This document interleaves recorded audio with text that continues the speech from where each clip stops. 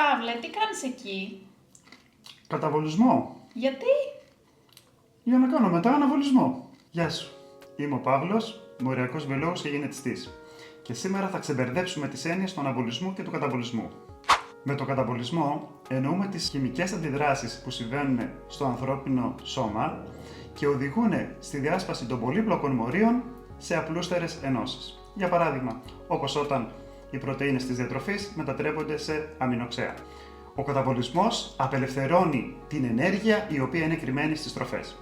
Από την άλλη πλευρά, ο αναβολισμός είναι ακριβώς το αντίστροφο. Δηλαδή, πώς τα απλούστερα μόρια συνδέονται για να σχηματίσουν πολύπλοκες ενώσεις, αξιοποιώντας πάντα την ενέργεια που έχει παραχθεί στον καταβολισμό. Όπως για παράδειγμα, όταν ενώνονται τα αμινοξέα για να σχηματίσουν μια πρωτεΐνη. Αυτές οι δύο αλληλένδετες διεργασίες είναι απαραίτητες για τη ζωή και συνιστούν τον μεταβολισμό. Άρα, καταβολισμός και αναβολισμός ίσον Μεταβολισμός! στείλτε το σε κάποιον που δεν ήξερε τη διαφορά ανάμεσα σε αυτά τα δύο.